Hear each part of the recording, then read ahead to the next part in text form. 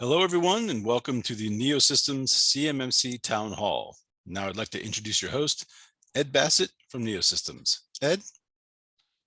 Hi, thanks, Don. Welcome, everyone, to our continuing series of Town Hall Ask Me Anything sessions on cybersecurity maturity model certification.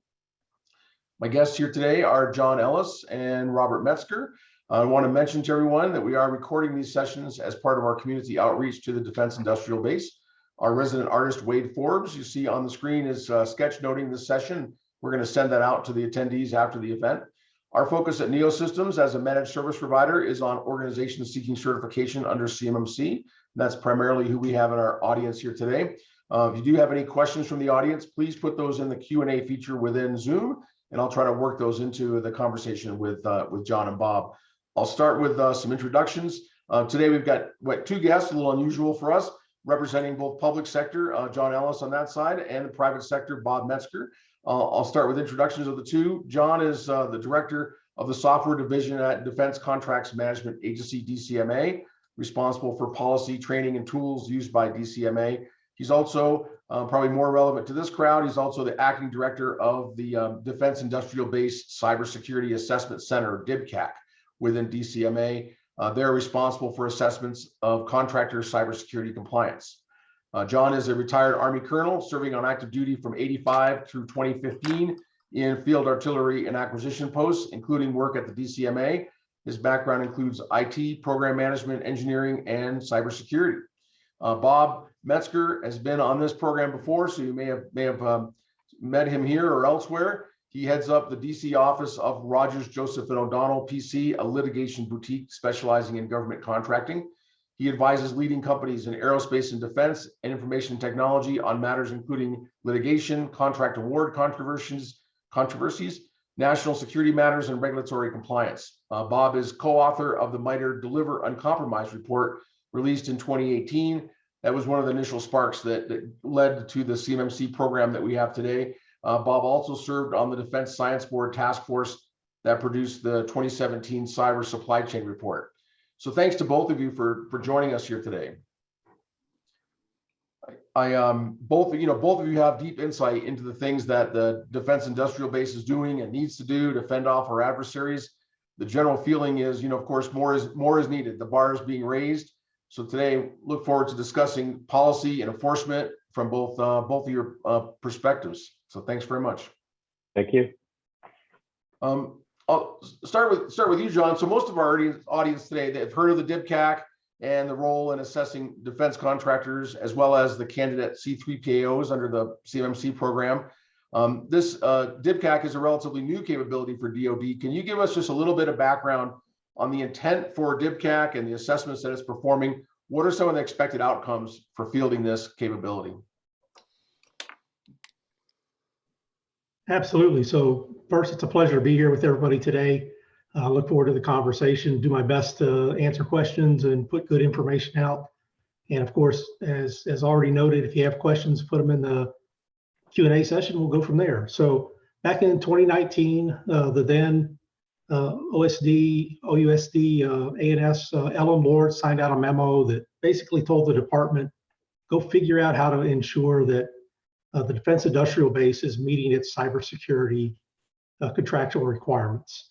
That February 2019 memo that launched that is what started the DIBCAC on its path to conducting DoD standard assessments based on 800-171 requirements of the Defense Industrial Base. Those were based on contract requirements that had been in over 1 million plus contracts. And even today, it's one of those ubiquitous mandatory clauses. It's in darn near everything out there with the exception of COTS. But at the end of the day, the initial expectation in a post-award fashion was to go out and verify compliance. That continues today as CMMC is moving closer. As CMMC came along, and if you recall, the DIBCAC predated CMMC 1.0 and now obviously 2.0. One of the things we looked at as we started to create this C3PO ecostructure was ensuring consistency and understanding of the requirements from a C3PAO perspective. If those guys were going to act on behalf of the government, to ensure compliance needs within the defense industrial base.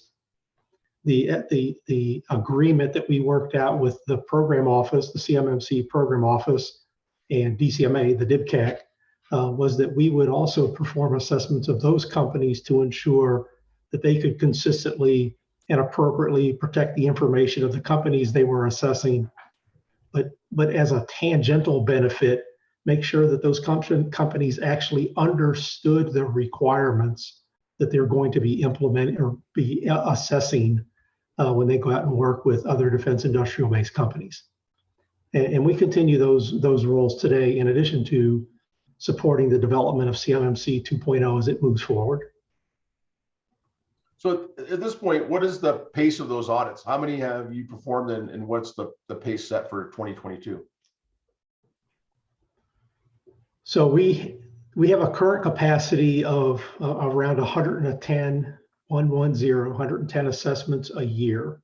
That includes both the defense industrial base assessments and C3PAO assessments. It's the same number of folks, takes roughly the same amount of time to assess either party. So at our current manning levels, we can do about 110 a year. Sounds good. So Bob, as you're looking at this, you know, from the perspective of some of the weaknesses you wrote about in Deliver Uncompromised, and since that time, how do you view the need for the kind of regulatory enforcement through direct assessment that John's team is performing? Well, you know, we concluded in Deliver Uncompromised that adversaries were having a field day exfiltrating technical information and other data of value for a very long time, in amounts worth potentially trillions of dollars. And we decided that it just wasn't sufficient to rely upon self-assessment or self-attestation. We thought that it was important, really necessary, to come up with a mechanism where the government had a means to assess and validate the cybersecurity accomplishments of its supply of the defense industrial base. I still think that's true. You know, what we've learned from CMMC 1.0, of course, is that you can try to do too much and go too far and maybe go too fast. And that if you create an infrastructure with many elements, you're at risk of finding that one part of it is ready, say the standards, while other parts, the assessors are not. And that can create some dysfunctions. Now with 2.0, I think we have a rationalization of the effort overall. But I think it's critical to recognize that 2.0 retains assessment, not for every company that might have federal contract information, but at the very least for companies that have CUI of a type that has consequence to national security if its confidentiality were lost. We need it. Look, I would be thrilled if market forces or the goodwill of contractors or ordinary prudence led every company to do a sufficient job to protect itself and to protect defense information, but it hasn't happened that way.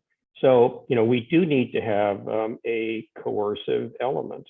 And when you have regulations that you must meet and contract clauses with requirements and obligations to report a score to DoD, and eventually required certifications or assessments, that's a lot of pressure upon companies, maybe to do the things that they should have done anyway. And I think it will be helpful. But, you know, we cannot turn this into a regime where all cyber is a function of rule and dictate. That will not work. I mean, that forces a rigidity upon the system that is completely inconsistent with the agility of our adversaries and the evolution, the dynamic evolution of new threats and consequences. So Bob, like in CMMC 2.0, we've gone back to a self-assessment model that hasn't worked that well up to now. Is that just, in your view, a practical necessity until we have a sufficient volume of third-party assessors, the C3PAOs plus the DIBCAC, to address that for the entire DIB? You know, I've heard that theory. You know, I mean, conceivably, if you had an infinite number of assessors, there would be no need to separate any company, regardless of the type of information, from the assessment obligation. But we do have to consider, you know, cost, burden, benefit. And we also have to consider the composition of the industrial base that's affected. Let's say there were 300,000 companies who might have been assessed under the former CMMC level 1 or level 3. Do you really need it? I mean, do you really get the bang for the buck in doing that? Is there, you know, is the outcome sufficient to justify the cost, burden, the administrative complexity, and the like? I don't think so. So I think DoD made the right decision in going to self-assessment for the level 1 companies now who have just federal contract information. Sure, we'd have more confidence if they were assessed, but I think the costs are too high, the burdens are too great, and the benefit in terms of our national security isn't sufficient. Now, the harder question gets to be, companies who are now at the level 2, who have controlled and classified information. DoD's present plans, as everyone knows, are to bifurcate those. There'll be some number of companies above the line who have information that's impactful to national security would be assessed, and some number of companies below the line who would not. That does make sense to me as a pragmatic near-term outcome, because we're not going to have enough assessors and not all information is equal in significance. And some companies have information that matters more than do others. Ultimately, I'd like to see a system that is large enough and successful enough and affordable enough so that everybody with CUI could be assessed. But I, at least, am willing to accommodate this idea that we focus on the people who have the information that's most important to DoD. It makes sense. And you brought up the cost burden. I mean, last week on this program, Matt Travis from the AB was on, and he suggested that doing a third-party assessment every 3 years might turn out to be cheaper than doing a self-assessment every year. Self-assessments are not free, right? So, he was making the case that companies may opt for a third-party assessment if the market can make those attractively priced. So we'll see how that shakes out. We don't know yet, right? Just a quick comment, price matters a lot. I mean, a chronic problem that I think explained the DoD's decision to go from 1.0 to 2.0 was the concern that this was going to be unacceptably complex and unaffordable to many of the companies in the DIB. We don't want to drive good companies out. We want to find a way to help them be more secure and to assure that they are, but we always have to bear in mind the business case at the level of the individual company. Yeah. Want to work in an audience question, I think, for John. Looking at the difference between an assessment under DFAR 7012 and an assessment under 7020, or put another way, how have assessments evolved from what they were under 7012 to what we see today?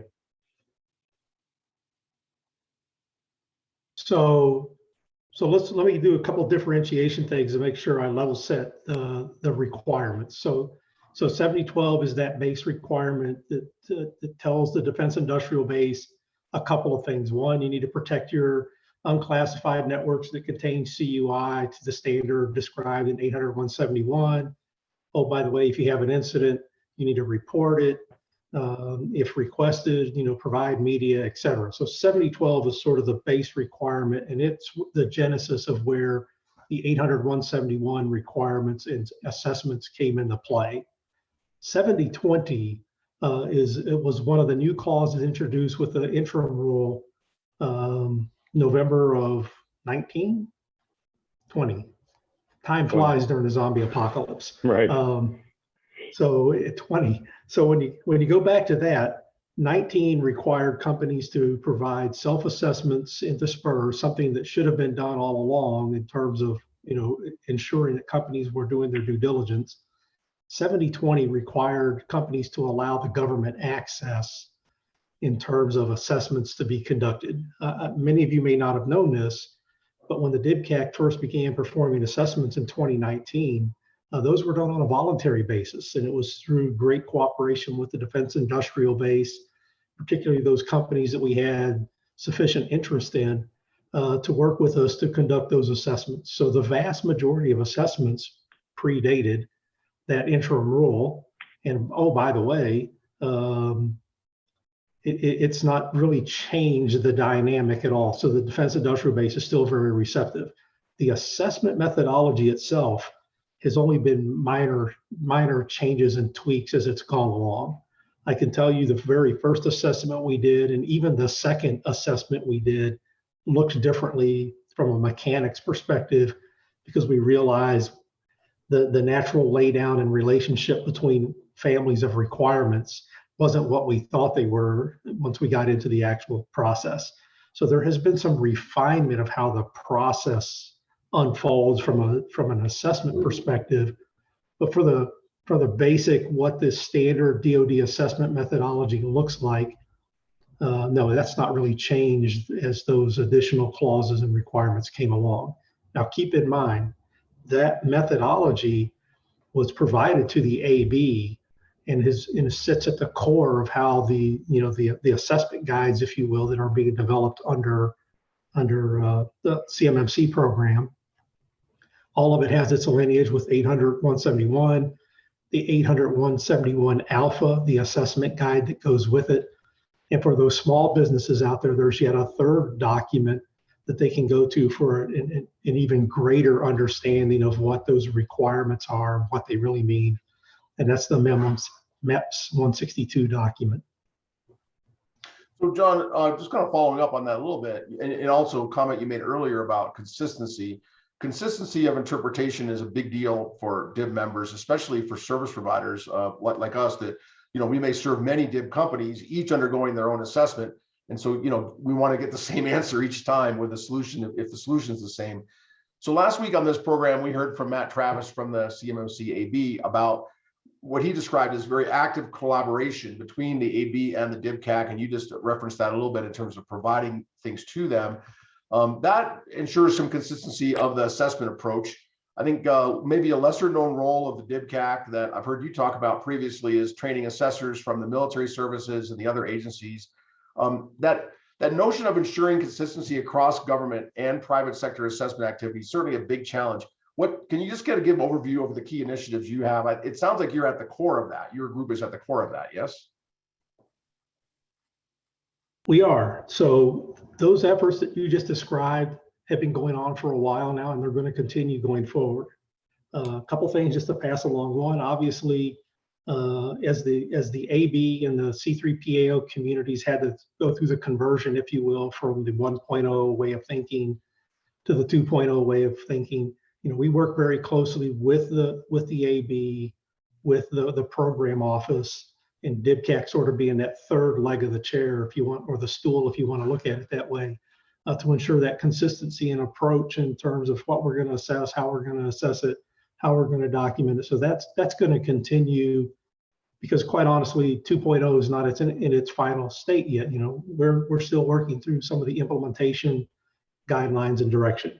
That being said, the services and agencies have a role to play in all of this. And one of the things that we're working with is to expand some of the training so that program offices, for example, can know what they're looking at when they ask a company to show them their system security plan and to evaluate, from their perspective, does that company have what it takes to take their requirements seriously and perform, the duties of the contract. I used to be an Army PM. I could easily see where I would sit down with, my company counterparts to have what we now call a medium assurance assessment under the DoD assessment methodology, AKA DIBCAC assessment, where my chief engineer would possibly, or myself as the PM, we would have sat down with our counterparts and gone through their system security plan, more as not so much as a check the box thing, but to establish a degree of cognizance and competence in having those conversations with the companies to ensure they understood that we understood what needed to happen, and we were going to hold them accountable for doing those things, part of a shared understanding. Those initiatives, that outreach is going to continue for all time, as far as I can tell. I can tell you last week we talked to DISA. On my calendar, if you guys could see it, I have a sit-down meeting with the Navy tomorrow. We're continuing this drumbeat that the services and agencies have a role to play in ensuring that people understand that the DIB and the government understands that these requirements are important. We need to keep our eye on them, and we need to continue to get smart, stay ahead of the game, and do our best to ensure that awareness throughout the entire acquisition ecosystem. Can I offer just a quick follow-up comment? I'm pleased to hear that. I mean, after all, the ultimate beneficiary of CMMC is not the AB, it's not OSD, it's not DCMA, and it's not the CIO's office. It's ultimately the program office, the requiring activity, and the mission holder. And, as we look to 2.0 being implemented by the government, decisions are going to have to be made by the services as to which of their programs, which contracts are going to be the first to expect or require assessment. And decisions will have to be made by the same and ultimately the end users as to which companies ought to be subject to assessment and which can be for whom it is sufficient to have self-attestation. And then there's the subject of POAMs. We're entering a regime where it's going to be acceptable to have certain gaps to be filled, after contract award. And those gaps create risks. And it seems to me, at least, John, that those who are going to be buying the product or service from the contractor team ought to be involved, if not leading the decision as to whether they're willing to take the risks of open security gaps. Bob, just a follow-up, some people have expressed concern that CMMC program is going to breed significant legal challenges over these questions of interpretation and consistency. Do you think the kind of actions that you and John were just talking about, are they going to keep that in check, or are there going to be other actions needed maybe on the legal or regulatory front to sort this out? Well, so far there's been a lot of churning, gnashing of teeth, frustration, marketing exuberance, and so much more about CMMC. But to my knowledge, there's not been any legal challenge to it. There's been, speculation that there might be some great volume of new bid protests that arise from CMMC, and I don't think that's happened yet either. Look, there are possibilities that as the rulemaking proceeds, somebody will be unhappy with the rulemaking process or the outcome. And in theory, they could challenge that by litigation, but it's a very expensive thing to do, and the outcome is uncertain. Where I think we could get some contention is if a particular company goes through a CMMC assessment process and doesn't get the result that it requires to keep the business or get new business. And it is possible that they will exhaust dispute mechanisms with the AB or DOD and decide to take the matter to court. Okay, so be it. I mean, DOD has plenty of lawyers, and I would rather accept the risk of some litigation and proceed in a principled and effective way rather than be deterred by the possibility of litigation. As to bid protest, look, I personally do them, and I've written articles about them. I wish that there were fewer of them. I think that our acquisition system tends to tie itself up and that our adversaries exploit that. However, ingenuity is one of the characteristics of bid protest lawyers. So circumstances will arise where we are going to see some procurements that are where cyber requirements produce a bid protest. Okay. I think the answer to that will be in giving the appropriate deference to the agency and to their technical personnel, so that neither the GAO nor the Court of Federal Claims would presume to second guess their decisions upon the satisfaction of cyber requirements. That's not a function for the GAO or for the courts. And if we give that deference to agency decision-making and agencies do their job capably and documented, I think we can live with the bid protest risk. I think one of the things that, maybe helps that a lot is the move in CMMC 2.0 to reintroduce the POAM concept, or the concept that you might not be perfect, So Bob, do you think that moving back to that more practical stance, saying, hey, you might not be perfect, but you're still going to be, considered compliant, does that help people stay away from using bid protest and other sort of last resort things that they might otherwise have to turn to? Definitely, maybe. Right. If it happens that you get the benefit of a POAM that's granted to you and an exception so that you can proceed subject to closure in 6 months, then you don't have any reason to protest. But John has said elsewhere that only some things are going to be subject to POAM, and that you're going to have to meet many important standards, maybe all of the so-called 5-point standards to even be considered for a POAM. So, ultimately, the decision is going to be made by John's organization or others within DOD. And there will be circumstances where companies will make the wrong bet, where they will expect or hope to get a POAM and they're not going to get it. And so in some of those situations, they're going to be out, and there could be contention that follows. John? John, I want to ask you. If I could, let me. Yeah, go ahead. What I was going to say is, I just want to piggyback on what Bob was saying. So all the language on the POAM requirements and what we're going to allow or not allow, it's not been firmed up 100% yet, but a couple things just I want to make folks aware of.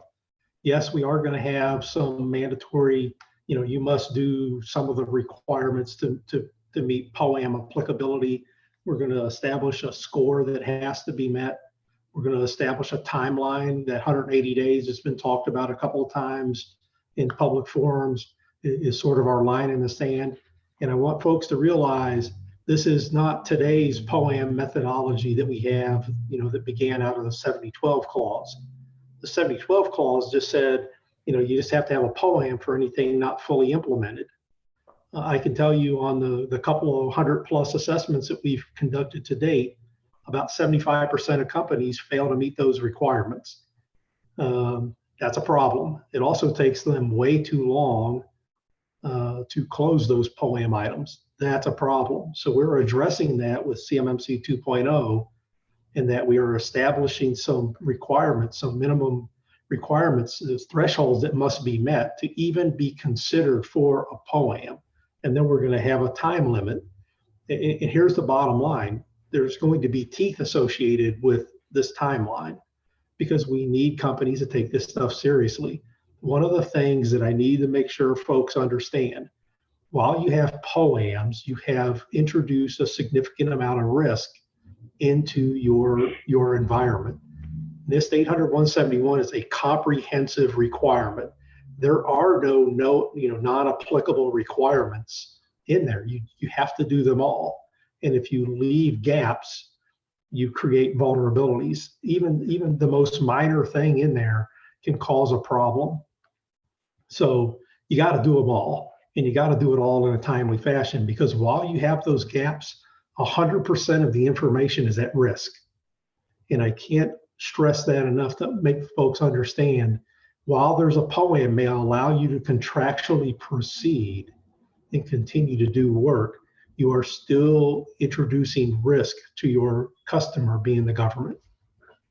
And to bring back something Katie Arrington said that was very true when said and still true now. I mean, 7012 has been around for a long time. And John, I think, mentioned there's over 1 million contracts or RFPs that have it. And every one of those clauses, in each instance that clause is used, it's making reference to SB 800-171.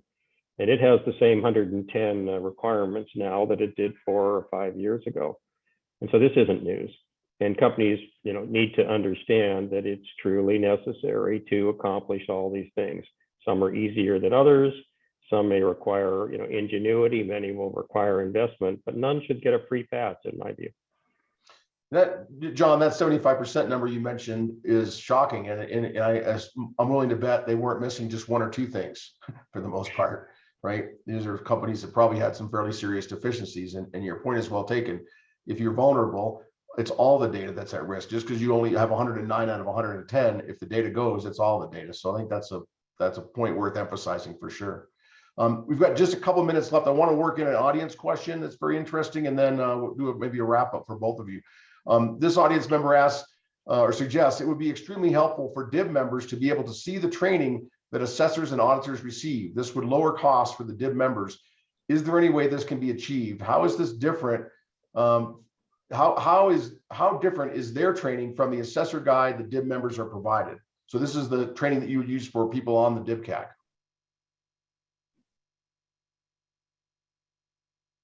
Well, there's certainly a lot of commonality between the training materials, because back at the original evolution of the CMMC developed training, all of our training materials that we developed in-house, because as many of you know, none of that really existed prior to the DIBCAC standing up. So we came up with that training baseline. We've shared that with our AB and PMO counterparts. So there's a high degree of consistency there. Regarding the question of accessibility or visibility into the training itself, I'll be honest with you, this is the first time it's been asked quite like that.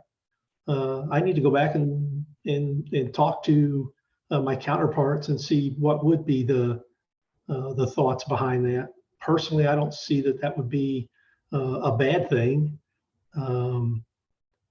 But the other aspect of it is, it's like any training, if you don't have a familiarity with the topic, it can present some challenges. But that's something worth considering.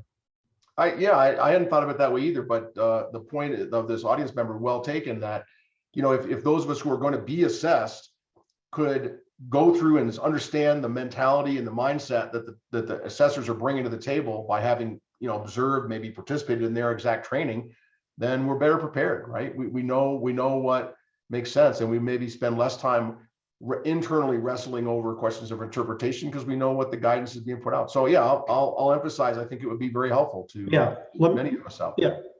Let me add one thing to that. Let me add one quick thing to that. So right now, the DoD assessment methodology, which has the scoring amounts, per the 110 requirements, that's been published and is out there. So that kind of tells you the scale that your test will be graded against. Yep. The criteria for how your test is going to be graded is actually written in the 800-171 alpha. So there's no mystery behind how the assessment will be conducted, the artifacts that'll be asked for, the evidentiary documentation that needs to be provided, because it's all described in the 171 alpha. If that doesn't give you enough context, there was that third document. It was something developed primarily for small business. It's an amplification, if you will, of the 171 alpha, and that's the MEP 162 document. So there's no great mystery behind what's looked at in an assessment. In terms of the training, what an assessor may look at, that's going to provide a different kind of context. But short of that, and I'll go back and talk to my counterparts, and we'll evaluate, how and when we should do those sorts of things. Short of that, the information to know how your grade is going to be graded and tested is already in the public forum, and I encourage you to take a look at it.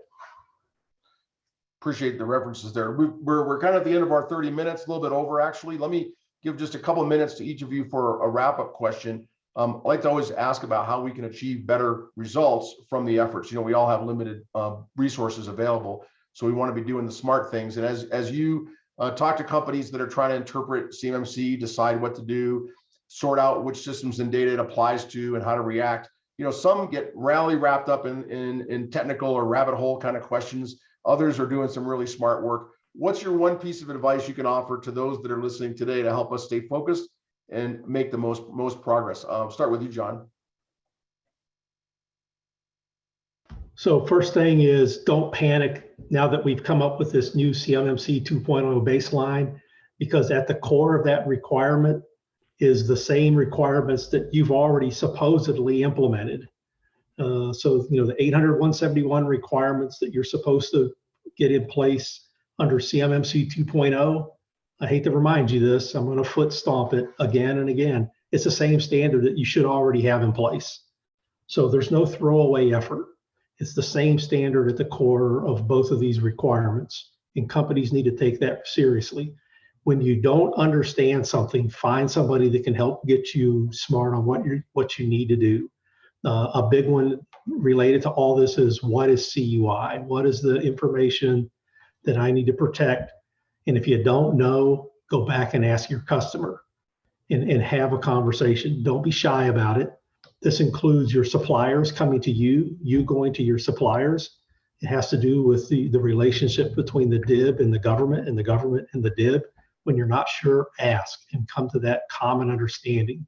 Because what will happen is people will start making assumptions otherwise, and things will get missed. And you don't want to be that company, and you don't want to be that government guy either. Oh, by the way, one last thing on CUI. CUI just does not originate with the government and get passed to the DIB.